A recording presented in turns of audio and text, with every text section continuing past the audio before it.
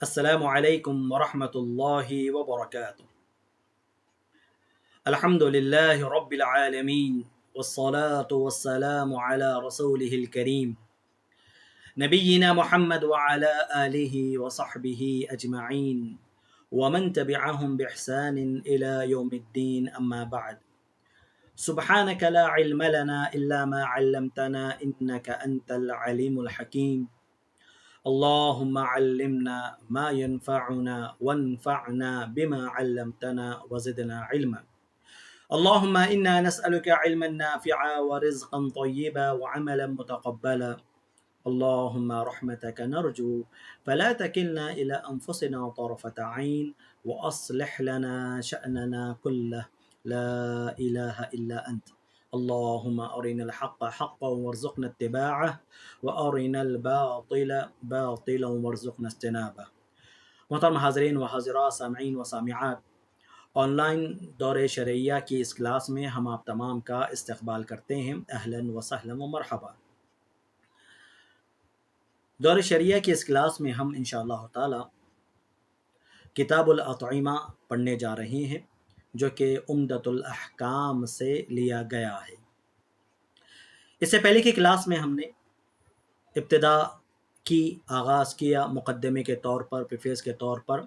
اسلام کے اندر حلال اور حرام کی تمیز کرنا کتنا ضروری ہے، کتنا اہم ہے، اسے ہم نے بیان کیا۔ حلال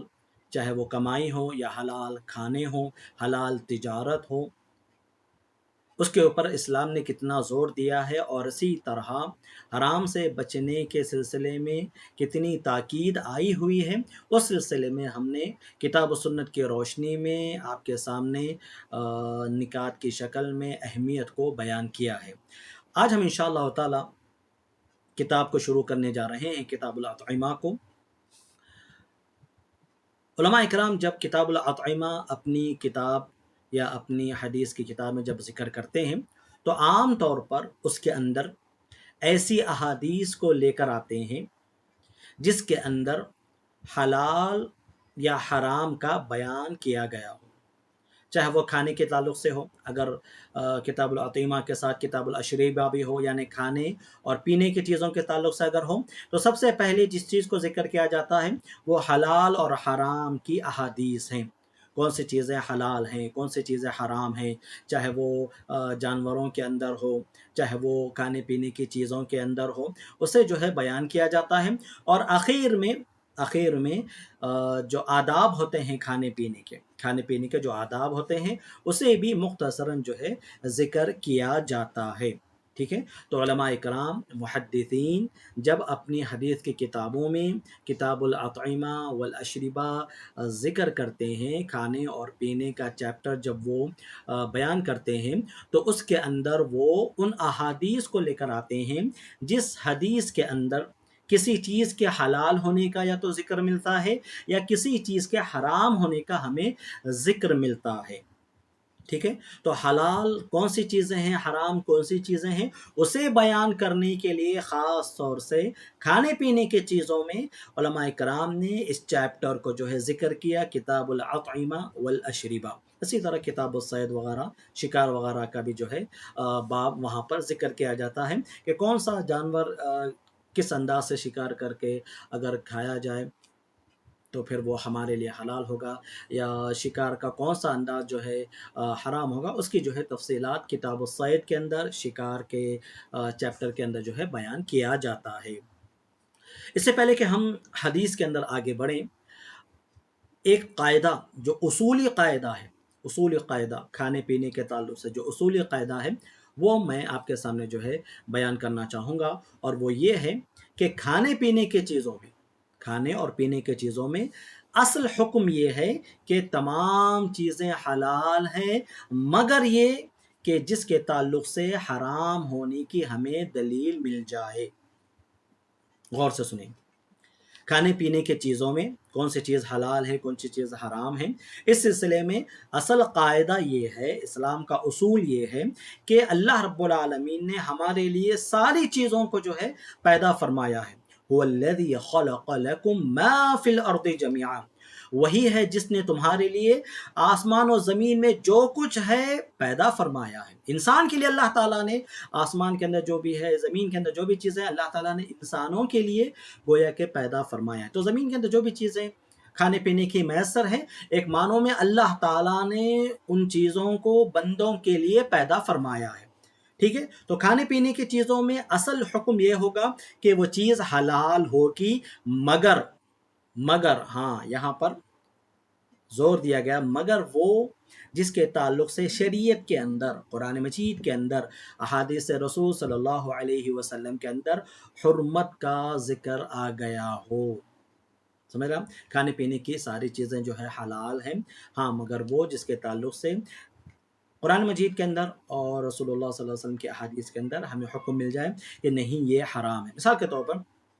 شامل ہے، گیہوں ہے، اسی طرح بہیمۃ الانعام ہے، ہاں یہ ساری چیزیں ہمارے لیے جو ہے حلال کر دی گئی ہیں۔ ہاں بعض چیزیں اس کے اندر جو ہے جو حرام ہے وہ بھی بیان کر دی گئی ہے، جو حرام ہے وہ بھی بیان کر دی گئی ہے کہ دیکھیے اس طرح کے جانور جو ہے آپ نہیں کھا سکتے جو اس انداز سے جو ہے مرے ہوں وغیرہ، اس کی تفصیلات جو ہے قرآن مجید کے اندر باقاعدہ طور پر ذکر کی گئی ہے۔ تو جہاں پر کھانے پینے کا حکم ہے تو اس کا حکم یہی ہے کہ ہر چیز ہمارے لیے حلال ہے، مگر وہ چیز جس کی حرمت کے تعلق سے قرآن مجید کے اندر یا سنت رسول صلی اللہ علیہ وسلم کے اندر کوئی حکم آیا ہو، ٹھیک ہے۔ تو یہ ایک اصول ہے اسلام کا کھانے پینے کے تعلق سے کہ ہر چیز تمہارے لیے حلال کر دی گئی ہے، مگر وہ چیزیں جنہیں اللہ تعالیٰ نے حرام کیا ہے۔ تو اللہ تعالیٰ نے حلال کون سی چیز ہے اسے بیان نہیں کیا، فلاں چیز حلال ہے، فلاں چیز حلال ہے، فلاں چیز حلال ہے، اس کی تفصیل بیان نہیں کی گئی۔ ہاں بعض دفعہ اس کا بھی ذکر ہمیں ملتا ہے کتاب و سنت کے اندر، لیکن تفصیل سے انہیں بیان نہیں کیا گیا۔ ہاں لیکن تفصیل سے ان چیزوں کو بیان کیا گیا ہے جو ناجائز ہے، جن کا کھانا جائز نہیں ہے، جو حرام ہے، جن کا کھانا جائز نہیں ہے، انہیں تفصیل سے بیان کیا گیا۔ جیسا اللہ رب العالمین کا ارشاد ہے سورہ انعام آیت نمبر 145، قل لا أجد فيما أوحي إلي محرما على طاعم يطعمه إلا أن يكون ميتة أو دما مسفوحا أو لحم خنزير فإنه رجس أو فسقا أهل لغير الله۔ نبی صلی اللہ علیہ وسلم سے کہا جا رہا ہے آپ کہہ دیجئے، یعنی امت کو اس بات کی آپ خبر دیجئے کہ کھانے والے کے اوپر کوئی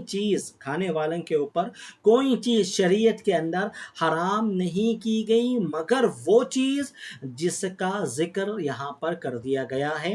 جیسے ان یکون میتہ کہ وہ مردار ہو۔ تو مردہ جانور کو بہیمۃ الانعام کے اندر بھی، ہاں سارے جانور نہیں کھا سکتے ہم، بہیمۃ الانعام کا ذکر آیا ہے۔ بہیمۃ الانعام جیسے اونٹ ہے، اسی طرح جو ہے بیل ہے، اسی طرح جو ہے شیپ ہے، بکری ہے، اسی طرح دیگر جو جانور جنہیں حلال قرار دیا گیا ہے کتاب و سنت کے اندر ہمیں ان کے دلائل ملتے ہیں، ہاں مرغی ہے وغیرہ وغیرہ۔ تو پھر اس کے اندر اگر کوئی مردہ پایا جائے تو اسے بھی نہیں کھایا جا سکتا، اور دم مسفوحہ، اور پھر ان جانوروں سے جو خون نکلتا ہے، جو بہتا ہوا خون ہے، وہ بھی کھانا ہمارے لیے حلال نہیں ہے، اور اسی طرح خنزیر کا گوشت بھی ہمارے لیے حلال نہیں ہے، اس لیے کہ یہ گندگی ہے، اس لیے کہ یہ گناہ ہے، اور ساتھ ہی ساتھ وہ جانور جو غیر اللہ کے لیے ذبح کیے جاتے ہیں یہ بھی ہمارے لیے حلال نہیں ہے۔ تو دیکھیں آپ یہاں پر جو تفصیل بیان کی جا رہی ہے، کون سی چیز حلال ہے اس کی تفصیل نہیں بیان کی جا رہی ہے، بلکہ کون سی چیز حرام ہے اسے بیان کیا جا رہا ہے۔ کھانے والے کے لیے شریعت کے اندر کوئی چیز ایسی ہمیں نہیں ملتی جو کہ حرام ہو مگر وہ جن کا ذکر آ گیا ہے، شریعت کے اندر آ گیا ہے۔ اس کو اور سمجھنے کے لیے دیکھیں اور تفصیل کے ساتھ سورۃ الانعام آیت نمبر 119 کے اندر اللہ تعالیٰ نے فرمایا وَقَدْ فَصَّلَ لَكُمْ مَا حَرَّمَ عَلَيْكُمْ إِلَّا مَا اضْطُرِرْتُمْ إِلَيْهِ وَقَدْ فَصَّلَ لَكُمْ تمہارے لیے تفصیل سے احکام بیان کر دیے گئے ہیں، جو تمہارے لیے کھانا ناجائز ہے، جو حرام ہے، انہیں اللہ تعالیٰ نے تفصیل سے یہاں پر بیان کر دیا ہے، انہیں اللہ تعالیٰ نے تفصیل سے بیان کر دیا ہے، ہاں مگر وہ کہ جن کے کھانے پر تم جو ہے مجبور ہو جاؤ، مجبوری کی حالت یا کیفیت جو ہے وہ سچویشن بالکل الگ ہی ہوگی، ورنہ عام حالات کے اندر جن کھانوں کو آپ کو نہیں کھانا ہے، جو جانور ہمارے لیے حلال نہیں ہیں، جو مشروبات ہمارے لیے حلال نہیں ہیں، جیسے جو ہے نشہ والی چیزیں ہمارے لیے حرام کر دی گئی ہیں، تو ان محرمات کی جو تفصیل ہے اللہ تعالیٰ نے قرآن مجید کے اندر اور احادیث رسول کے اندر رسول اللہ صلی اللہ علیہ وسلم نے بیان کیا ہے۔ تو اسلام کا یہ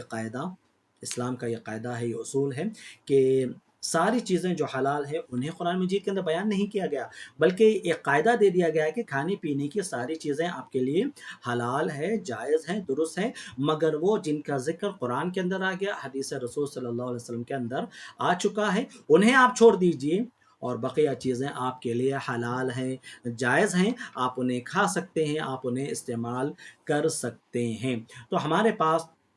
قرآن مجید کے اندر جو تفصیل بیان کی گئی ہے نا، وہ حرام چیزوں کی تفصیل یہاں پر بیان کی گئی ہے۔ ہر وہ چیز جو حلال ہے قرآن مجید کے اندر اس کا ذکر ہمیں نہیں ملتا۔ ہاں، ایک عام آیت بتا دی گئی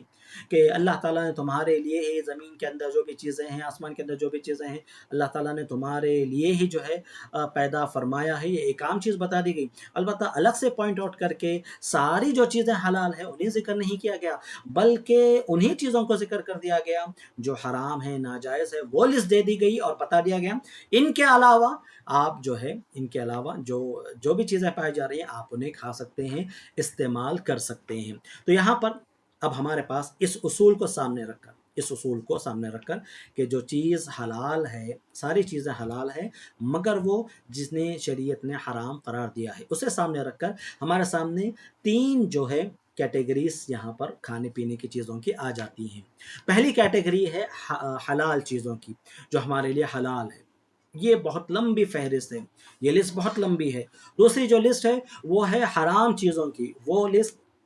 قرآن مجید کے اندر بھی بیان کر دی گئی، نبی صلی اللہ علیہ وسلم نے اپنی احادیث کے اندر بھی انہیں بیان کیا گیا ہے۔ اور ایک جو ہے تیسری قسم ہے، یہ ان کھانوں کی ہے جن کے تعلق سے شریعت خاموش ہو گئی ہے، یا جن کے تعلق سے شبہ ہوتا ہے لوگوں کو، یا جن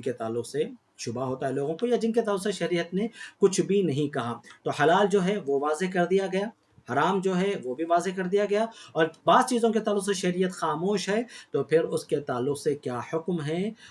وہ جو ہے ہمیں دیکھ لینا پڑے گا۔ سمجھ رہا؟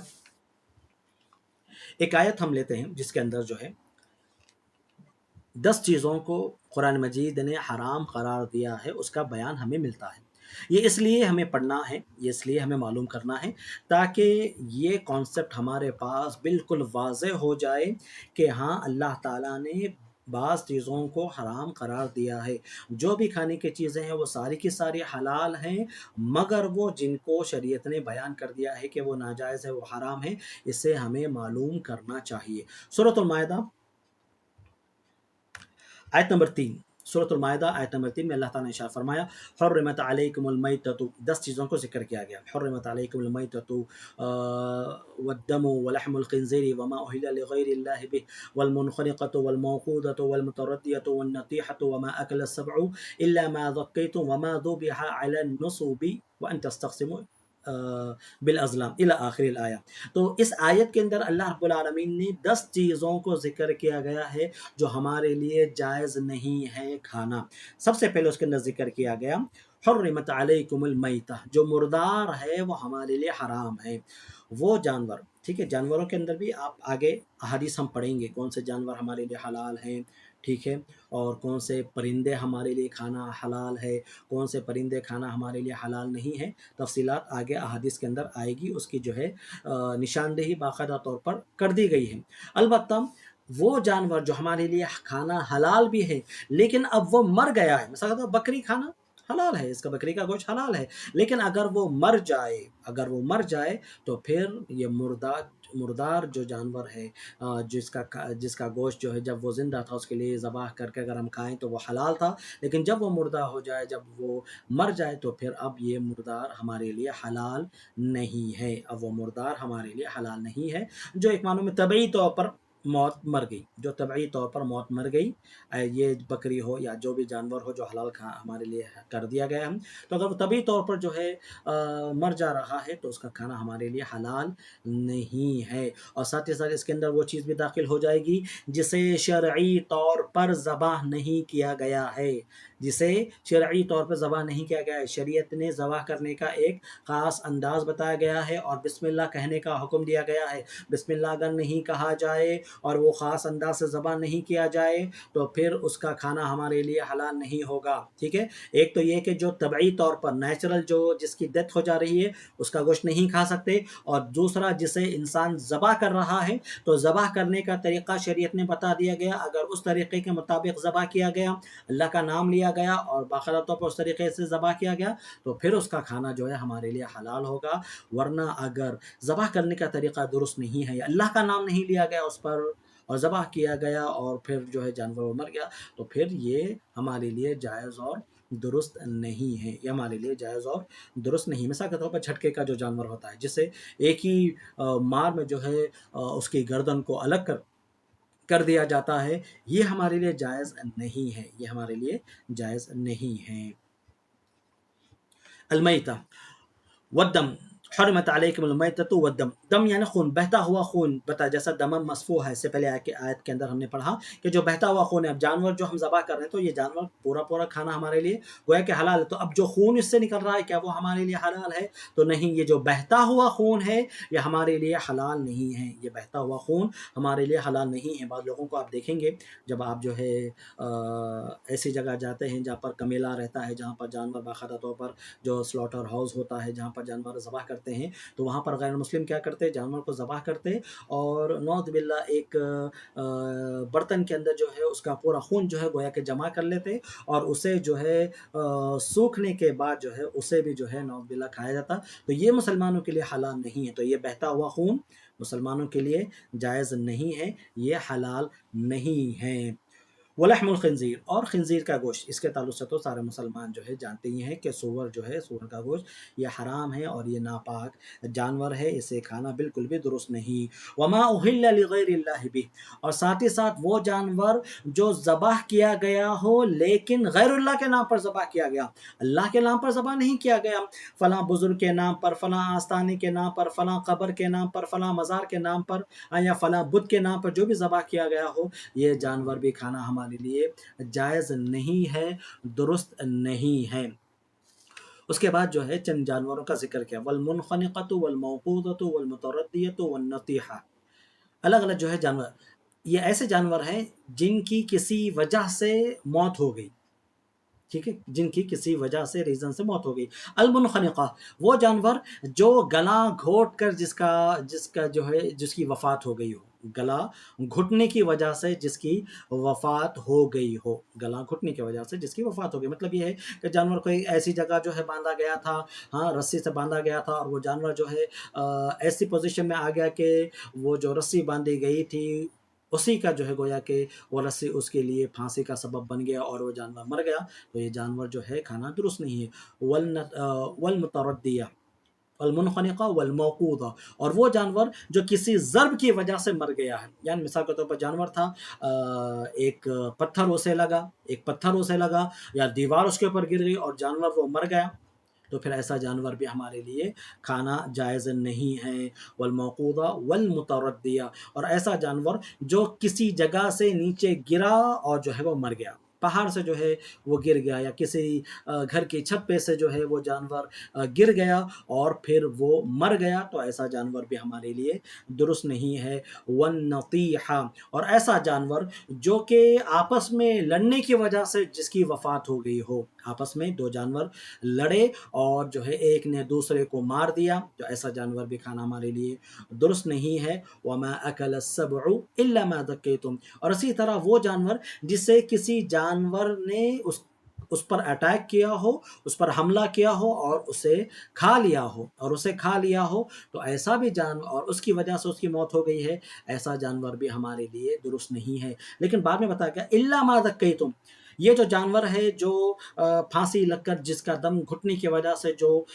مر گیا ہے، یا پھر جو ہے اوپر سے نیچے گرنے کی وجہ سے مر گیا ہے، یا کسی کو یا پتھر لگنے کی وجہ سے کوئی مر گیا ہے، یا اسی طرح جانور آپس میں سینگ مار کر لڑ کر مر گئے ہیں، یا کسی دوسرے جانور نے ان پر حملہ کر کے انہیں جو ہے کاٹا ہے جس کی وجہ سے وہ مر گیا ہے، اگر یہ جانور آپ کو ایسی حالت میں ملے کہ ابھی ان کے اندر زندگی باقی ہے، ابھی ان کے اندر زندگی باقی ہے، لیکن بالکل گویا کہ ایسے لگ رہا ہے کہ مرنے کے قریب ہے، اور اگر آپ نے انہیں ذبح کر دیا، شرعی طور پر اسے ذبح کر دیا، الا ما ذکیتم، تو پھر یہ جانور ہمارے لیے حلال ہوں گے، تو پھر یہ جانور ہمارے لیے حلال ہوں گے۔ جیسا مثال کے طور پر کبھی ایسا ہوتا ہے کہ دکھتا ہے کہ بکری بہت زیادہ بیمار ہو گئی ہے، اور لگتا ہے کہ نہیں اس کا علاج بھی کرایا گیا، لیکن اب جو ہے گویا کہ اس کی صحت نہیں ہو رہی ہے، صحت اسے نہیں مل رہی، اور وہ بالکل بیمار ہے، صحت مند نہیں ہو رہی ہے، تو بالکل اسے جو ہے اگر آپ ذبح کر لیتے ہیں اس کے مرنے سے پہلے اگر آپ ذبح کر لیتے ہیں تو پھر اس کا کھانا جائز ہوگا، اس کا کھانا درست ہوگا۔ تو اس آیت کے اندر تفصیل سے اللہ رب العالمین نے ہمارے سامنے جو محرمات ہیں انہیں بیان کیا ہے۔ اس آیت کو میں نے آپ کے سامنے اس لیے رکھا ہے تاکہ ہمیں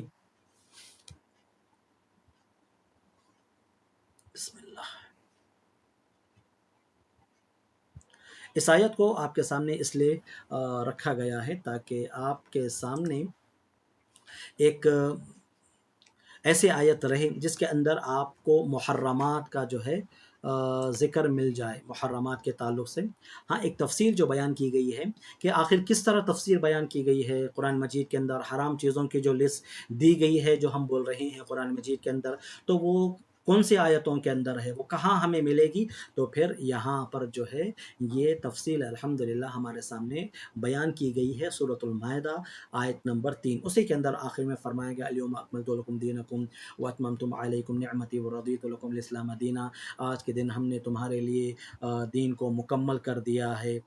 اور اس نعمت کو ہم نے تمہارے لیے مکمل کر دیا، اور اس دین سے ہم جو ہے تمہارے لیے راضی ہو چکے ہیں۔ تو الحمدللہ یہ اسلام کی خصوصیت ہے کہ اس کے اندر جو چیزیں حلال ہے، جو چیزیں حرام ہیں، واضح طور پر بیان کر دی گئی ہے، اور اگر ایسی کوئی چیز ہے جس کے بارے میں شبہ ہے، پتہ نہیں حلال ہے پتہ نہیں حرام ہے، اس کے تعلق سے بھی حکم موجود ہے کہ پھر ایسی چیز کا ہمیں کیا کرنا چاہیے۔ ایک تو چیز جو حلال ہے واضح طور پر بیان کر دی گئی ہے، الحمدللہ اسے ہم استعمال کر سکتے ہیں، اور ایک ایسی چیز ہے جس کی لسٹ بتا دی گئی ہے کہ یہ حرام ہے، چاہے وہ قرآن مجید کے اندر ہو یا حدیث رسول صلی اللہ علیہ وسلم کے اندر ہو، تو پھر ہمیں اس کے تعلق سے معلوم ہو گیا کہ ہاں بھائی یہ جائز نہیں ہے، یہ حرام ہے، لہٰذا ان چیزوں کو استعمال نہیں کرنا چاہیے، ان چیزوں کو کھانا نہیں چاہیے، ان چیزوں کو پینا نہیں چاہیے، یہ بھی بات واضح ہے۔ بعض ایسی چیزیں ہوتی ہیں جن کا حکم واضح نہیں ہوتا کہ پتہ نہیں یہ حلال ہے یا پھر حرام، اس لیے کہ خاص طور سے اس کے اندر جو ہے کوئی ایسی چیز پائی جا رہی ہے جس سے لگ رہا ہے کہ شاید یہ جائز نہیں ہوگی، لیکن شریعت کے اندر اس کا خاص جو ہے حرام کی لسٹ کے اندر اس کا ذکر نہیں آیا ہے، تو ایسی صورت میں اس کا کیا حکم ہے، تو یہاں پر حدیث کے اندر بیان کیا گیا ہے، اس کا حکم بھی الحمدللہ حدیث کے اندر بیان کر دیا گیا۔ تو الحمدللہ اسلام کے اندر حلال کیا ہے، حرام کیا ہے، سب واضح ہے۔ جن چیزوں کے بارے میں تھوڑا سا شبہ ہے، تھوڑا سا ڈاؤٹ رہتا ہے یا کنفیوژن ہوتا ہے، ان چیزوں کے تعلق سے بھی ایک مسلمان کو کون سا موقف اختیار کرنا چاہیے، اسے کیا کرنا چاہیے، الحمدللہ وہ بھی بتا دیا گیا ہے۔ اتنی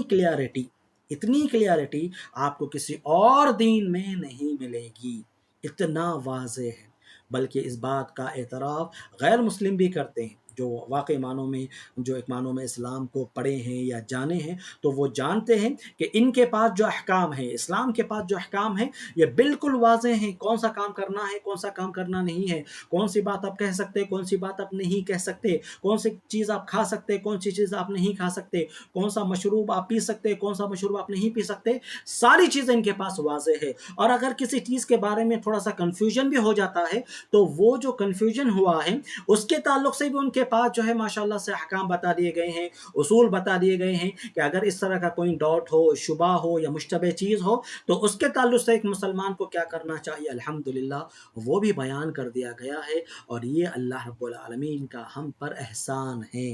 یہ اللہ تعالیٰ کا ہم پر احسان ہے کہ اللہ تعالیٰ نے شریعت کو آسان رکھا ہے، دین کو آسان بنا دیا ہے، اور ہر چیز کو الحمدللہ اللہ تعالیٰ نے واضح فرما دیا ہے۔ میں نے جو ذکر کیا مشتبہ چیزوں کے تعلق سے، اس کے لیے ہمارے پاس یہاں پر حدیث موجود ہے۔ چلیے ہم حدیث کو پڑھتے ہیں۔ یہ پہلی حدیث ہے جو عمدۃ الاحکام کے اندر کتاب العتیمہ کے اندر ذکر کی گئی ہے۔ عن النعمان بن بشير رضي الله تعالى عنهما قال سمعت رسول الله صلى الله عليه وسلم يقول إن الحلال بين وإن الحرام بين وبينهما مشتبهات لا يعلمهن كثير من الناس ومن اتقى الشبهات استبرأ لدينه وعرضه ومن وقع في الشبهات وقع في الحرام كالراعي يرعى حول الحمى يوشك أن يرتع فيه ألا وإن لكل ملك حمى ألا وإن حمى الله محارمه ألا وإن في الجسد مضغة إذا صلحت صلح الجسد كله وإذا فسدت فسد الجسد كله ألا وهي القلب رواہ البخاری و مسلم۔ بخاری و مسلم کی حدیث ہے۔ جیسا کہ ہم نے اس سے پہلے آپ کے سامنے بیان کیا گیا کہ عمدۃ الاحکام کے اندر جو احادیث آئی ہیں عام طور پر جو ہے یہ بخاری اور مسلم کی احادیث کو اس کے اندر ذکر کیا گیا ہے، ٹھیک ہے۔ کتاب الاحکام، احکام کی کتاب، احکام کی جو احادیث ہیں جس کے اندر حلال ہے، حرام ہے، جائز ہے، ناجائز ہے، عبادتوں کے تعلق سے ہے، نکاح طلاق وغیرہ کے جو احکام ہیں نا، ان احکام کے احادیث کو عمدۃ الاحکام یہ اس کتاب کے اندر جمع کیا گیا، اور خاص طور سے جو بخاری اور مسلم کے اندر موجود ہیں انہی کو ذکر کیا۔ یہ جو حدیث ہے یہ جو ہے بخاری اور مسلم کی حدیث ہے۔ صحیح بخاری حدیث نمبر 52 اور صحیح مسلم حدیث نمبر 1599 یہ جو ہے بخاری اور مسلم کی حدیث ہے۔ اس حدیث کے راوی جو ہیں وہ حضرت نعمان بن بشیر رضی اللہ تعالی عنہ ہیں۔ حضرت نعمان بن بشیر رضی اللہ تعالیٰ فرماتے ہیں کہ میں نے رسول اللہ صلی اللہ علیہ وسلم سے یہ سنا ہے، اور ایک حدیث دوسری روایت کے اندر انہوں نے باقاعدہ طور پر بیان کیا کہ میں نے اس حدیث کو ان کانوں سے نبی صلی اللہ علیہ وسلم سے سنا۔ مطلب یہ ہے کہ تاکید کے طور پر بیان کر رہے ہیں کہ اس حدیث کو میں نے نبی صلی اللہ علیہ وسلم سے ڈائریکٹلی سنا ہے۔ نبی صلی اللہ علیہ وسلم فرما رہے تھے اور میں نے اس حدیث کو سنا ہے۔ نعمان بن بشیر رضی اللہ تعالیٰ دراصل یہ صغار صحابہ میں ان کا شمار ہوتا ہے، چھوٹے صحابہ میں ان کا شمار ہوتا ہے۔ ان کی جو پیدائش ہے وہ 2 ہجری کی پیدائش ہے، 2 ہجری، 2 ہجری میں یہ پیدا ہوئے۔ بتایا جاتا ہے کہ ہجرت کے تقریباً 14 مہینے کے بعد جو ہے آپ کی جو ہے پیدائش ہوئی۔ یہ اور ان کے والد نعمان بن بشیر، تو یہ نعمان اور ان کے جو والد ہیں بشیر، یہ دونوں صحابی ہیں۔ تو یہ صحابی بالکل چھوٹے صحابہ میں ان کا شمار ہوتا ہے، مگر یہ کہہ رہے ہیں کہ میں نے نبی صلی اللہ علیہ وسلم سے یہ سنا ہے، باقاعدہ طور پر ان کانوں سے سنا ہے، تاکید کے طور پر انہوں نے بیان کیا ہے تاکہ معلوم ہو جائے کہ ہاں یہ جو بیان کر رہے ہیں یہ بالکل جو ہے تاکید والی بات ہے، اور انہوں نے یہ نبی صلی اللہ علیہ وسلم سے خاص طور سے سنا ہے، انہوں نے اس کو نبی صلی اللہ علیہ وسلم سے سنا ہے۔ نعمان بن بشیر رضی اللہ تعالیٰ عنہ یہ انصاری صحابی ہیں، اور ان کی وفات تقریباً 64 ہجری میں ان کی وفات ہوئی، اور ایک معلوم شہادت کی موت جو ہے اللہ رب العالمین نے انہیں عطا فرمائی جب وہ باقاعدہ حیات ماشاءاللہ سے کوفہ کے اور حمص، یہ بڑے بڑے جو ہے شہر تھے عراق کے۔ تو پہلے جو عراق تھا وہ بہت بڑا علاقہ تھا، اس کے اندر ایران عراق دونوں شامل ہو کر تھا، تو وہاں پر جو کوفہ ہے شہر، اور اسی طرح حمص جو بڑا شہر ہے، تو اس کے جو ہے وہ گورنر بھی تھے، ماشاءاللہ سے وہ گورنر بھی تھے۔ تو وہ کہتے ہیں میں نے نبی صلی اللہ علیہ وسلم سے سنا ہے ان الحلال بین وان الحرام بین، دیکھیے حلال واضح ہے، حرام بھی واضح ہے۔ حلال کیا ہے؟ واضح کر دیا گیا، یہ چیز حلال ہے، یہ چیز حلال ہے، یہ چیز حلال ہے، یا تو جو ہے خاص طور سے اس چیز کا ذکر کر دیا گیا، یا پھر اوورال ایک قاعدہ دے دیا گیا کہ هو الذی خلق لکم ما فی الارض جمیعا، کہ زمین میں جو کچھ ہے اللہ تعالیٰ نے وہ تمہارے لیے پیدا کیا ہے۔ تو ایک معنوں میں یا تو عام قاعدہ دے دیا گیا، یا بعض چیزوں کے تعلق سے جیسا لوگوں کے درمیان شبہ ہوتا ہے، پتہ نہیں اس کا کھانا حلال ہے یا حرام ہے، تو نبی صلی اللہ علیہ وسلم زمانے میں ایسا تھا، تو خاص طور سے اس کا ذکر کر دیا گیا کہ نہیں یہ چیز حلال ہے۔ جیسا کہ آپ آگے پڑھیں گے کہ خاص طور سے مرغی وغیرہ کے تعلق سے ذکر آتا ہے کہ صحابی رسول نے فرمایا کہ نبی صلی اللہ علیہ وسلم کے دسترخوان پر اس کا گوشت تھا اور آپ صلی اللہ علیہ وسلم نے اسے تناول فرمایا، صحابہ کرام نے باقاعدہ طور پر نبی صلی اللہ علیہ وسلم کے سامنے سے کھایا۔ تو حلال بھی واضح ہے، یا تو جو ہے خاص اس چیز کا نام ذکر کر کے بتا دیا جاتا ہے کہ یہ حلال ہے، یا تو اوورآل ایک قاعدہ دے دیا گیا کہ دیکھیے اللہ تعالیٰ نے زمین میں جو چیزیں بھی کھانے پینے کی رکھے ہیں، چاہے وہ اناج کی شکل میں ہو، چاہے وہ جانوروں کی شکل میں ہو، چاہے وہ پرندوں کی شکل میں ہو، وہ تمہارے لیے حلال ہے، جائز ہے، مگر وہ حرام ہیں جن کا ذکر کتاب و سنت کے اندر کر دیا گیا ہے۔ جیسا کہ ابھی ہم نے ابتدا میں حدیث پڑھنے سے پہلے اس کی وضاحت کر دی کہ حلال واضح ہے، یا تو اس کا نام لے کر بتا دیا جاتا ہے کہ یہ حلال ہے، یا پھر جو ہے اوورآل ایک قاعدہ بتا دیا گیا کہ جو بھی اللہ تعالیٰ نے زمین میں رکھا ہے کھانے پینے کی چیزیں یا جانور ہے یا اسی طرح پرندے ہیں جن کا گوشت جو ہے ہم کھا سکتے ہیں، اسے اللہ تعالیٰ نے حلال کیا ہے، مگر جو چیزیں حرام ہیں نا اسے بیان کر دیا گیا۔ دیکھو خنزیر کا گوشت حرام ہے، دیکھو مردار کا گوشت حرام ہے، ساری چیزیں جو ہے ایسا جانور جو گر کے مر گیا ہو، یا جو خود جانور آپس میں لڑ کے مر گئے ہوں، یا کسی دوسرے جانور نے اس پر حملہ کیا ہے اور اس کی وجہ سے جو ہے وہ مر گیا ہے، وہ چیزیں حرام ہیں، تفصیلات بتائی گئی۔ تو ان الحلال بین، حلال واضح ہے۔ تو حلال یہ جو واضح ہے نا، اس کی دو شکلیں ہیں۔ ایک تو یہ کہ عام طور پر قاعدہ بتا دیا گیا، هو الذی خلق لکم ما فی الارض جميعا، یہ سورۃ البقرہ کی تیسری رکوع کی آیت ہے، بالکل تیسرا رکوع اس کے اوپر ختم ہو رہا ہے، ٹھیک ہے۔ تو اللہ تعالیٰ نے زمین میں جو کچھ ہے تمہارے لیے پیدا کیا۔ اس سے پہلے میں نے شاید زمین و آسمان کی بات کہی، تو اصل ارض ہے۔ هو الذی خلق لکم ما فی الارض جميعا، جو بھی زمین میں اللہ تعالیٰ نے تمہارے لیے پیدا کیا، چاہے وہ اناج کی شکل میں تم اگا لو، یا پھر وہاں پر جانور ہے جو تم کھانا چاہ رہے ہو، یا پرندے ہیں جن کا گوشت تم کھانا چاہ رہے ہو، تو یہ اللہ تعالیٰ نے تمہارے لیے ہی پیدا کیا ہے۔ پھر ساتھ میں قاعدہ دے دیا گیا کہ جن کا کھانا حرام ہے اس کی لسٹ دے دی گئی ہے، اس کے علاوہ ساری چیزیں تمہارے لیے حلال ہیں، اس کے علاوہ ساری چیزیں تمہارے لیے حلال کر دی گئی۔ تو ان الحلال بین، حلال واضح ہے، وان الحرام بین، حرام بھی واضح ہے۔ کون سی چیز حرام ہے بتا دیا گیا۔ ابھی میں نے آیت آپ کے سامنے پڑھی، سورۃ المائدہ آیت نمبر 3، 10 چیزیں اس کے اندر ذکر کی گئی جو کہ حرام ہیں، ناجائز ہیں جن کا کھانا، ٹھیک ہے۔ تو حرام کی تفصیل بھی باقاعدہ طور پر یہاں پر بیان کر دی گئی۔ وَبَيْنَهُمَا مُشْتَبِهَاتٌ، اور ان دونوں کے درمیان، حلال اور حرام، ان دونوں کے درمیان میں، حلال کے حرام کے درمیان میں بعض ایسی چیزیں ہیں جن کے تعلق سے شبہ ہوتا ہے، جن کے تعلق سے ڈاؤٹ ہوتا ہے، پتہ نہیں یہ حلال ہے یا شاید یہ حرام ہو، تو اس کے تعلق سے بتایا گیا لا يعلمهن كثير من الناس، یہ جو تھوڑی چیزیں ہیں جن کے تعلق سے تھوڑا کنفیوژن ہوتا ہے یا ڈاؤٹ ہوتا ہے یا شک ہوتا ہے کہ پتہ نہیں یہ حلال ہے یا پتہ نہیں یہ حرام ہے، لا يعلمهن كثير من الناس، اکثر لوگ اس کے تعلق سے علم نہیں رکھتے۔ مطلب یہ ہے کہ کچھ اہل علم تو ایسے ہیں جنہیں اس کے تعلق سے علم ہے کہ کیا وہ حلال میں آ رہی ہے یا وہ حرام میں جا رہی ہے۔ اہل علم جو کبار اہل علم ہوتے ہیں، جو بڑے علماء اکرام ہوتے ہیں، ہاں، جن کے علم کی ماشاءاللہ جن کا علم پختہ ہوتا ہے اور ماشاءاللہ سے علم کے راستے میں انہوں نے ماشاءاللہ سے سالوں جو ہے گزارتے ہیں، لگاتے ہیں علم کو پڑھنے پڑھانے کے سلسلے میں، تو ایسے علماء کرام کے سامنے یہ چیز بالکل واضح ہوتی ہے، لیکن بہت سارے لوگوں کے سامنے کنفیوژن ہوتا ہے، بہت سارے لوگوں کے سامنے کنفیوژن ہوتا ہے۔ مطلب یہ جو کنفیوژن ہے وہ الگ الگ وجہ سے ہو سکتا ہے، یا تو یہ کہ اس کے تعلق سے علم ہی نہیں ہے،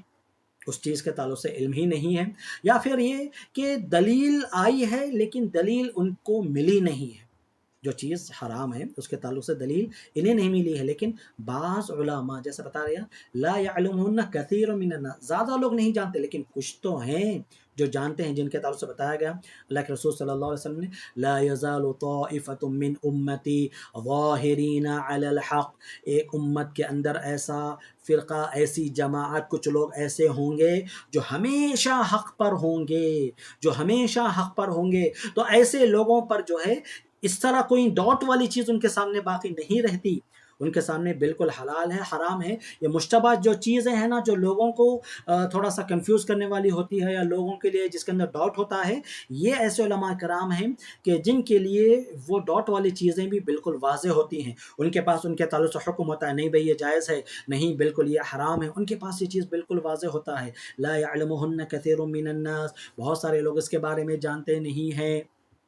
اس کے بعد فرمایا گیا فَمَنِ اتَّقَى الشُّبُهَاتِ اسْتَبْرَأَ لِدِينِهِ وَعِرْضِهِ، جس نے ان ڈاؤٹفل چیزوں کو چھوڑ دیا،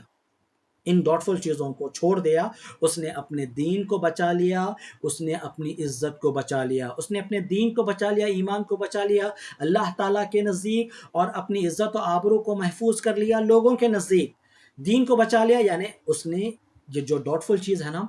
اس کے تعلق سے یہاں پر حکم بتایا جا رہا ہے۔ کیا ہے حکم؟ اسے چھوڑ دینا چاہیے، اسے چھوڑ دینا چاہیے۔ اس سے پہلے جس کا میں نے بتایا حلال واضح ہے، حرام بھی واضح ہے، کچھ ایسے چیزیں ہیں جس کے تعلق سے ڈاؤٹ ہے، تو عام طور پہ لوگ کیا کرتے ہیں، نہیں بھائی اس کے تعلق سے واضح نہیں ہے نا، ہم آپ کو یہ حرام ہے بول کر تو کر لے سکتے نہیں، اس کے تعلق سے حکم بیان کیا جا رہا ہے، آپ کو حکم بیان کیا جا رہا ہے کہ دیکھیے جس کے تعلق سے آپ کو یہ ڈاؤٹ ہو کہ نہیں یہ حرام ہو سکتا، یہ جائز نہیں ہو سکتا، تو کیا کرنا چاہیے؟ کر لے سکتے کیا؟ نہیں، انہیں چھوڑ دینا چاہیے۔ آپ اپنے ایمان کو، اپنے تقوی کو محفوظ کرنا چاہ رہے ہیں، اپنے دین کو محفوظ کرنا چاہ رہے ہیں، انہیں چھوڑ دینا چاہیے۔ اپنی عزت و آبرو کو محفوظ کرنا چاہ رہے ہیں، انہیں چھوڑ دینا چاہیے۔ دین کا تعلق اللہ تعالیٰ سے اور عزت و آبرو کا تعلق ہے لوگوں سے۔ جب آپ لوگ دیکھیں گے آپ کو کہ ڈاؤٹفل چیزوں کو آپ جو ہے بالکل استعمال کر رہے ہیں، استعمال کر لے رہے ہیں، اس کے تعلق سے آپ جو ہے کچھ بھی احتیاط نہیں برت رہے ہیں، احتیاط نہیں کر رہے ہیں، تو ایسی چیزوں میں لوگ جو ہے لوگوں کے سامنے آپ کے تعلق سے یہی چیز آ جاتی ہے کہ یہ انسان حلال و حرام کی تمیز نہیں کرتا، حالانکہ وہ چیز ڈاؤٹفل چیز کا معاملہ تھا، لیکن ڈاؤٹفل چیز کو اس نے جو ہے بالکل اپنے لیے معنوں میں حلال کر لیا، تو خود بخود وہ شخص حرام میں پڑ سکتا ہے۔ آگے وہی چیز بیان کی جا رہی ہے، جو شخص ڈاؤٹفل چیزوں کو حلال سمجھ لیتا ہے، جائز سمجھ لیتا ہے اور اسے کرنے لگتا ہے، تو پھر ایسا شخص یقینی طور پر وہ حرام چیز کے اندر مبتلا ہو جائے گا، یقینی طور پر جو ہے وہ حرام چیز کی طرف وہ چلا جائے گا۔ ومن وقع فی الشبہات وقع فی الحرام، سمجھ رہے ہیں؟ شبہ والی چیزیں، ڈاؤٹفل والی چیزیں، انہیں چھوڑ دینے کا حکم ہے۔ جو ان چیزوں میں پڑ گیا اور اسے جو ہے اپنے لیے حلال سمجھ لیا، نہیں بھائی اس کے بارے میں کوئی حکم واضح طور پر نہیں آیا نا، حلال ہے یا حرام ہے نہیں ہے نا، تو پھر ہم جو ہے اس کو استعمال کر لیتے نہیں، شبہ ہے، ڈاؤٹ ہے، اپنے آپ اسے چھوڑ دینا چاہیے، کیونکہ جو مشتبہ چیز کو چھوڑ دیتا ہے تو اس نے اپنے دین کو محفوظ کر لیا، اپنی عزت کو محفوظ کر لیا۔ جس نے اس مشتبہ چیز کو، ایک ڈاؤٹفل چیز کو جس نے اختیار کر لیا، اسے جو ہے وہ ارتکاب کر لیا، اسے کھا لیا، اسے پی لیا یا اسے استعمال کر لیا، تو پھر وقع فی الحرام، وہ حرام میں واقع ہوگا، وہ حرام میں پڑ جائے گا۔ جو شخص ڈاؤٹفل چیزوں سے بچتا نہیں ہے، شک والی شبہ والی چیزوں سے جو بچتا نہیں ہے، وہ یقینی طور پر حرام چیزوں میں پڑنے والا ہے۔ اس کے لیے مثال بیان کی گئی، سبحان اللہ، نبی صلی اللہ علیہ وسلم نے مثال بیان کی تاکہ مسئلہ واضح ہو جائے انسان کے نزدیک۔ فرمایا کالراعی یرعی حول الحمی یوشک ان یرتع فیہ، جیسے ایک چرواہا ہے۔ آپ تصور کیجئے کہ ایک آدمی ہے جس کے پاس چند بکریاں ہیں جنہیں وہ چرا رہا ہے، ٹھیک ہے، جنگل کے اندر وہ چرا رہا ہے، یا الگ الگ جو ہے لوگوں کے کھیت وغیرہ ہوتے ہیں، اس کے اندر جو ہے وہ اس کے اندر چرا رہا ہے، لیکن اس کی باؤنڈریز موجود ہے، اس کھیت کی باؤنڈریز موجود ہیں۔ تو اب یہ جو جانوروں کو جو چرا رہا ہے نا، وہ اس باؤنڈریز کے اندر نہیں چرا رہا، وہ بالکل باؤنڈری کے پاس لے جا کر جانوروں کو چرا رہا ہے، بالکل اس باؤنڈری کے پاس لے جا کر جانوروں کو چرا رہا ہے۔ یوشک یا یوشک ان یرتع فیہ، قریب ہے، جب وہ جانور جب باؤنڈری کے پاس چلا جاتا ہے تو پھر اسے دوسروں کی باؤنڈری میں جانے سے بچا نہیں سکتے۔ اگر آپ کو ان کو بچانا ہے حرام سے یا دوسروں کی باؤنڈری میں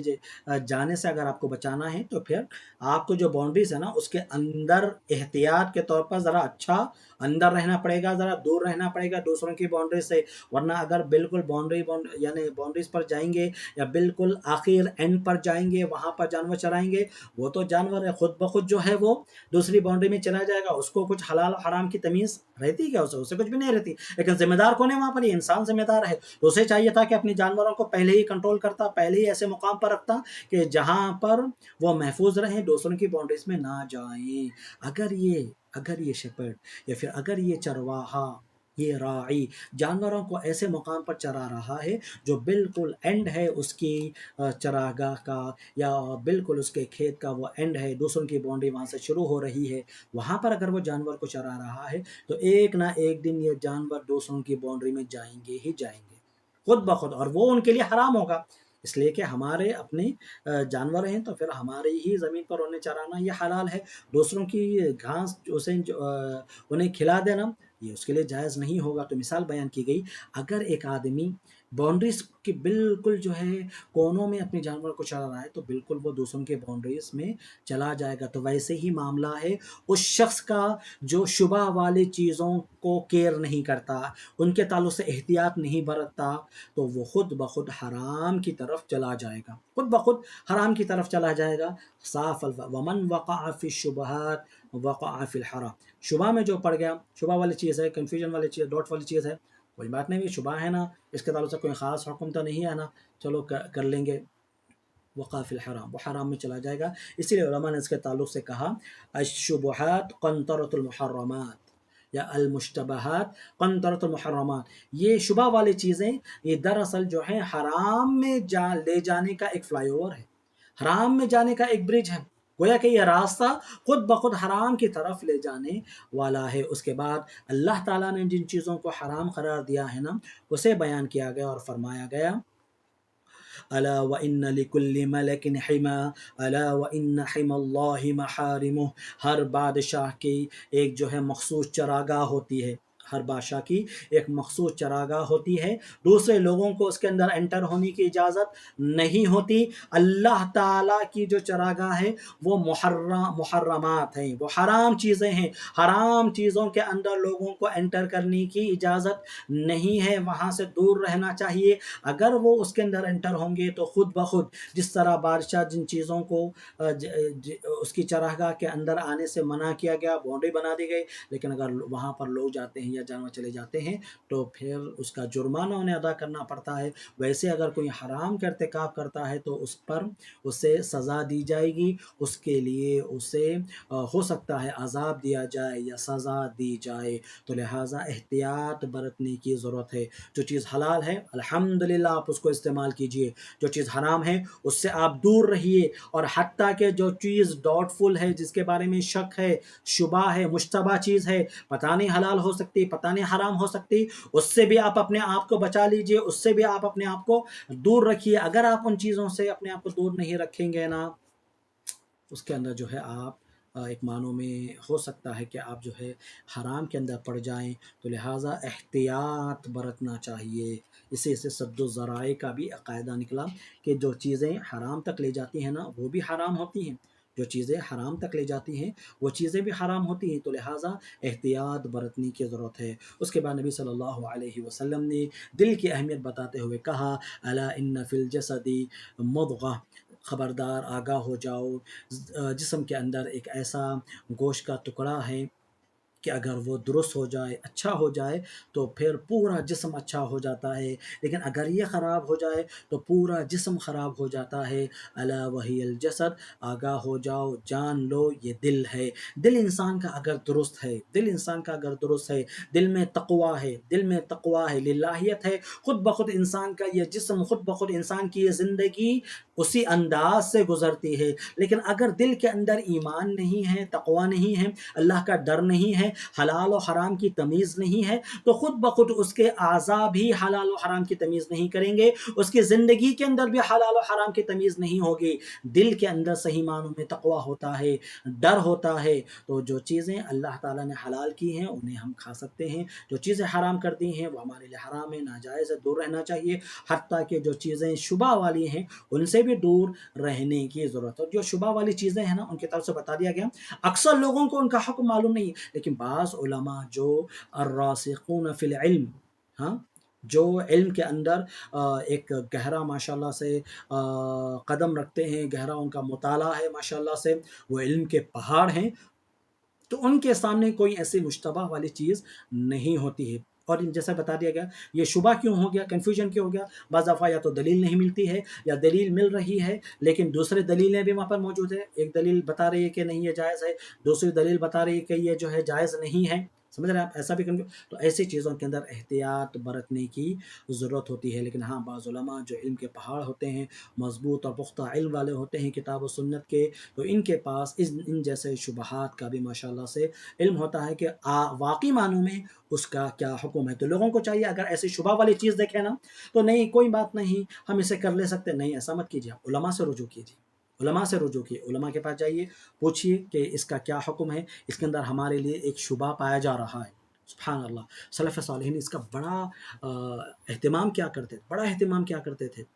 مجھے ایک واقعہ یاد آ رہا ہے. احمد بن حنبل رحمہ اللہ کے نزدیک ایک خاتون آتی ہے اور سوال کرتی ہے اور کہتی ہے کہ میں جو ہے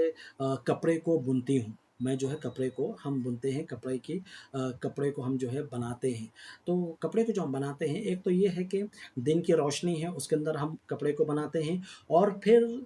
کپڑے رات میں بھی کبھی کام چلتا ہے، رات میں بھی کبھی ہم کام کرتے ہیں، تو پھر ہم چاند کی روشنی میں بھی کپڑے کو بنتے ہیں. تو خود بخود دونوں میں فرق ہو جاتا ہے. دن کی روشنی میں جب ہم کپڑوں کو بن رہے ہیں تو زبردست اس کی ایک اچھی کوالٹی آتی ہے. رات میں جب ہم بن رہے ہیں تو ہو سکتا ہے وہاں پر کچھ نہ کچھ وہاں پر غلطی ہو سکتی ہے. تو وہاں پر وہ عورت پوچھتی ہے کہ جب میں اس چیز کو، اس کپڑے کو میں بیچوں تو مجھے بتانا پڑے گا کہ اسے میں دن میں بنی ہوں یا پھر رات میں بنی ہوں، کیا مجھے یہ بتانا پڑے گا یا نہیں؟ اس کی آپ وضاحت فرمائیے، اس کی آپ وضاحت فرمائیے. تو سبحان اللہ، یہاں تک سبحان اللہ دیکھ رہے ہیں کیا لوگ جو ہے اس کے بارے میں احتیاط نہیں برتتے، لوگ اس کے بارے میں احتیاط نہیں برتتے، بلکہ کوئی بات نہیں بھائی، نہیں بنے ہیں نا بس وہ تو جائز ہی نہیں. اتنا احتیاط وہ بھی بتا دیتے ہیں، وہ بھی بتا دیتے ہیں. بعض سلف کے تعلق سے آیا جب وہ اپنی بکری کو بیچ رہے تھے تو انہوں نے بتا دیا کہ اس کے دودھ میں ایک اس کا مزہ جو ہے تھوڑا الگ ہے. عام طور پر بکری کا دودھ جس طرح ہوتا ہے نا، تو اس کے دودھ میں تھوڑا سا مجھے نمکین پن جو ہے نظر آتا ہے. سبحان اللہ، اتنا احتیاط، اس لیے کہ ایک حرام کا لقمہ اگر ہمارے پیٹ میں چلا جائے گا یا ایک حرام کی چیز ہمارے پیٹ میں چلے جائے گی، اس کا اثر ہماری عبادتوں پہ ہوگا، اس کا اثر ہمارے اخلاق پر ہوگا، اس کا اثر ہماری سوچ پر ہوگا، اس کا اثر ہمارے دل پر ہوگا، اس کا اثر ہماری زندگی پر ہوگا، اس کا اثر ہمارے بچوں پر ہوگا، ہمارے اہل خانہ پر ہوگا، ہمارے بیوی بچوں پر بھی اس کا اثر ہونے والا ہے. لہٰذا حرام کا کوئی لقمہ ہمارے پیٹ میں نہ جائے. ٹھیک ہے، تو اس کے تعلق سے بڑی احتیاط جو ہے سلف صالحین برتا کرتے تھے، بڑی احتیاط جو ہے اس تعلق سے برتا کرتے تھے. اور یہی معاملہ ہمارا ہونا چاہیے کہ حلال اگر کوئی چیز بالکل واضح ہے، ہاں، اور یہ حرام جو چیز ہوتی ہے نا، یا تو فی نفس ہی حرام ہوتی ہے، جیسا کہ خنزیر کا گوشت ہے، خنزیر ہے تو خنزیر کو بیچنا کرنا بھی جائز نہیں ہوگا، درست نہیں ہوگا. ٹھیک ہے، ایک تو یہ بالکل فی نفس ہی وہ چیز، بالکل وہ چیز ایگزیکٹلی وہی چیز حرام ہے. بعض دفعہ ہوتا ہے کہ وہ چیز تو جائز ہوتی ہے، وہ چیز تو جائز ہوتی ہے، لیکن جس انداز سے کمایا گیا ہے نا وہ جائز نہیں ہوتا. تو دونوں چیزوں کا خیال رکھنا ہے. ہاں البتہ یہاں پر ہم جو احادیث پڑھیں گے آگے چل کر انشاءاللہ تعالی، تو وہاں پر وہ حدیثیں بیان کی گئی جو فی نفس ہی وہ چیز جو ہے حرام ہے، انہیں زیادہ تر جو ہے بیان کیا گیا ہے. البتہ کمائی کے تعلق سے رزق ہمارا حلال ہے یا نہیں، کیسا ہم جو ہے اسے کما رہے ہیں، کیا طریقہ ہے، اس کے تعلق سے بھی مجھے اور آپ کو احتیاط برتنے کی ضرورت ہے، اور بہت زیادہ اس سلسلے میں احتیاط برتنا چاہیے. اسی لیے سلف صالحین کی خواتین کہا کرتی تھی اپنے شوہروں سے، دیکھیے ہم جو ہے بھوک کو برداشت کر لے سکتے لیکن جہنم کی آگ کو ہم برداشت نہیں کر سکتے. بھوک کو ہم برداشت کر لے سکتے کہ آپ جو ہے حلال کما رہے ہیں جس کی وجہ سے تھوڑا سا کمائی کم ہو رہی ہے، ہم اسے برداشت کر لیں گے، لیکن ہم جو ہے جہنم کی آگ کو برداشت نہیں کر سکتے. مطلب یہ ہے کہ آپ جو ہے ہماری خاطر آپ جو ہے حرام کمائیں گے، ہمارے خاطر جو ہے آپ جو ہے حرام کمائیں گے یا حرام راستہ اختیار کریں گے، اور وہ آسانی سے آپ کو حاصل ہو جا رہا ہے، وہ لا کر آپ ہمیں کھلائیں گے، تو ہم جو ہے جہنم کی آگ کو برداشت نہیں کر سکتے. ہمیں جو ہے آپ حرام مت کھلائیے، جو چیز حلال ہے نا ہمیں وہی کھلائیے. سبحان اللہ، یہ چیزیں ایک دوسرے کو نصیحت کرنے کی ہے. واقعی معنوں میں ہم جو ہے ان چیزوں کے تعلق سے اتنا زیادہ احتیاط نہیں برتتے یا اتنی زیادہ اہمیت نہیں دیتے، لیکن اس کے تعلق سے مجھے اور آپ کو سوچنے کی ضرورت ہے. خواتین بھی اپنے شوہروں سے کہیں، اپنے والدین یا اپنے والد سے یا پھر جو ہے اسی طرح اپنے بھائیوں سے وہ کہیں کہ دیکھیے حلال کمائیں. یہ جملہ اگر کسی کو آپ کہیں تو لوگ جو ہے غصے میں آ جاتے ہیں. لوگ غصے میں آ جاتے ہیں، کیا ہے، کیا سمجھتے، کیا ہم جو ہے غلط طریقے سے کما رہے ہیں یا حرام طریقے سے کما رہے ہیں؟ نہیں، اگر کوئی نصیحت کر رہا ہے، بتا رہا ہے، تو آپ کو احتیاط برت لینے کی ضرورت ہے، احتیاط جو ہے برت لینے کی ضرورت ہے۔ شک و شبہ کی وجہ سے نہیں بیان کیا جا رہا ہے، بس جو ہے آپ کو نصیحت کیا جا رہا ہے۔ تو اگر خواتین اس طرح نصیحت کریں، یقینی معنوں میں اس کا بڑا اثر جو ہے ہوتا ہے۔ تو لہٰذا اس سلسلے میں احتیاط کرنے کی ضرورت ہے، اور حلال و حرام کی تمیز اس کی بڑی اہمیت ہے۔ قیامت کے قریب جو گناہ عام ہو جائیں گے، اس کے تعلق سے بتایا گیا کہ لا یدل المرء، کہ انسان جو ہے یہ سوچے گا ہی نہیں کہ یہ جو مال اس کے پاس آیا ہے نا، وہ حلال طریقے سے آیا، حرام طریقے سے آیا، وہ سوچے گا ہی نہیں۔ تو یہاں پر دل کے تعلق سے آخر میں بتایا گیا کہ دل صحیح ہیں، پھر ساری چیزیں صحیح ہو جائے گی۔ دل کے اندر تقویٰ ہے، ایمان ہے، اللہ تعالیٰ کا ڈر ہے، حلال و حرام کی تمیز کرنے کا جذبہ دل میں ہے، تو خود بخود اس کا اثر ہم اپنی زندگیوں کے اندر دیکھیں گے۔ دل کے اندر اس کی فکر ہی نہیں ہے، دل کے اندر فکر ہی نہیں ہے حلال و حرام کے تعلق سے، تو پھر انسان اپنی زندگی میں حلال و حرام کی تمیز نہیں کرتا۔ یہ پہلی حدیث ہے۔ اس کے بعد پھر انشاءاللہ تعالیٰ آگے حدیثیں بیان کی جا رہی ہیں کہ جانوروں میں کون سے جانور کھانا ہمارے لیے حلال ہے اور کون سے جانور ہمارے لیے جو ہے جن کا گوشت ہمارے لیے حرام ہے، اسے بھی بیان کیا گیا۔ جانوروں کے اندر کیسا ہے، اور اسی طرح پرندوں کے اندر کیا چیزیں ہیں، اور خاص طور سے وہ چیزیں جن کے تعلق سے یہ بات آئی ہے کہ نبی صلی اللہ علیہ وسلم کے دسترخوان پہ وہ چیزیں کھائی گئی، مطلب یہ ہے کہ وہ حلال ہے۔ ان جانوروں کا بھی یہاں پر جو ہے آگے انشاءاللہ تعالیٰ بیان ہوگا۔ تو ضرورت اس بات کی ہے کہ ہم حلال و حرام کی تمیز کرنا سیکھیں، اور یہ جو چیپٹر پڑھایا جا رہا ہے کتاب العطیمہ کا کھانے پینے کے تعلق سے، وہ محض اس لیے تاکہ ہم جو بھی کھائیں اور پئیں اس کے تعلق سے ہمیں معلوم ہو کہ ہاں یہ جو کھانا ہمارے لیے حلال ہے، ہاں یہ پانی ہمارے لیے حلال ہے، یہ کھانا ہمارے لیے طیب ہے، پاک ہے، یا یہ پانی ہمارے لیے پاک ہے۔ جو نجس چیزیں ہیں، جو بری چیزیں ہیں، چاہے وہ کھانے پینے کے اندر ہو، انہیں جو ہے چھوڑ دینا چاہیے۔ ان سے اپنے آپ کو، مجھے اور آپ کو بچانے کی ضرورت ہے۔ یہ جو حدیث ابھی ہم نے بیان کی ہے، ان الحلال بین و ان الحرام بین، یہ دین اسلام کی اصولوں کو بیان کرنے والی حدیث ہے۔ علماء کے نزدیک یہ بات مشہور ہے کہ 3 حدیثیں ایسی ہیں کہ جن پر دین اسلام کا مدار ہے، گویا کہ یعنی دین اسلام کے بہت سارے مسائل اس حدیث کے اندر بیان کر دیے گئے۔ سب سے پہلی حدیث انما الاعمال بالنیات، انما الاعمال بالنیات، صحیح بخاری کی پہلی والی حدیث، تو بڑی اہمی حدیث ہے۔ دوسری حدیث من احدث فی امرنا ھذا ما لیس منہ فہو رد، ٹھیک ہے، انما الاعمال بالنیات، یہ نیتوں کے تعلق سے ہے، نیت جیسی ہے عمل ویسا ہوگا۔ دوسری حدیث ہے نیت درست ہے تو طریقہ بھی درست ہونا چاہیے، نبی صلی اللہ علیہ وسلم کے طریقے کے مطابق عمل ہے تو پھر وہ جائز ہے، درست ہے، نبی صلی اللہ علیہ وسلم کے طریقے کے مطابق نہیں ہے، جائز اور درست نہیں ہے۔ اور تیسری حدیث یہ ان الحلال بین و ان الحرام بین، چیزیں حلال بھی ہیں، چیزیں حرام بھی ہیں، بعض چیزیں شک والی ہیں، شبہ والی ہیں، ڈاٹ والی ہیں، تو ان چیزوں کو بھی چھوڑ دینا ہمارے دین کی حفاظت کا ذریعہ ہے، ہماری عزت و آبرو کو محفوظ کرنے کا ذریعہ ہے۔ تو یہ بڑی اہم حدیث ہے، اسی لیے علماء کرام نے خاص طور سے حلال و حرام کے چیپٹر میں جب بھی وہ حدیث کو بیان کرتے ہیں، اس حدیث کو ضرور بیان کرتے ہیں، اس حدیث کو ضرور بیان کرتے ہیں۔ اسی لیے مؤلف رحمہ اللہ یہاں پر عبدالغنی المقدسی رحمہ اللہ نے بھی سب سے پہلے اس حدیث کو بیان کیا، تاکہ آگے جو ہم حدیثیں پڑھنے جا رہے ہیں نا، اس کے تعلق سے آپ کے سامنے ایک واضح جو ہے مسئلہ کلیئر ہو جائے کہ دین کے اندر حلال چیزیں بھی ہیں اور حرام چیزیں بھی۔ حلال چیزیں بالکل وہ جن کے تعلق سے بیان یا تو آ گیا ہے یا پھر عموم والی حدیث ہے۔ عموم یعنی اوور آل بتا دیا گیا کہ زمین میں جو کچھ ہے تمہارے لیے پیدا کیا گیا ہے، تو تم آپ کھا سکتے ہو، اسے استعمال کر سکتے ہو۔ حرام چیزیں ان کی لسٹ بتا دی گئی ہے، جیسا کہ ہم نے سورۃ المائدہ آیت نمبر 3، میں آپ سے گزارش کروں گا، خواہش کروں گا کہ آپ جائیں اور سورۃ المائدہ کی ابتدائی آیتیں آپ پڑھیں، اس کے اندر جو ہے ان کا ذکر ہے۔ کم سے کم 3 آیتیں آپ پڑھیے، اور 4-5 آیتیں بھی اگر آپ پڑھیں گے نا، تو یہ 5 آیتوں تک جو ہے جو حلال و حرام کے جانور ہیں وہ بھی بیان کیا گیا ہے، اور خاص طور سے شکار والے جانوروں کے تعلق ہے، اہل کتاب کے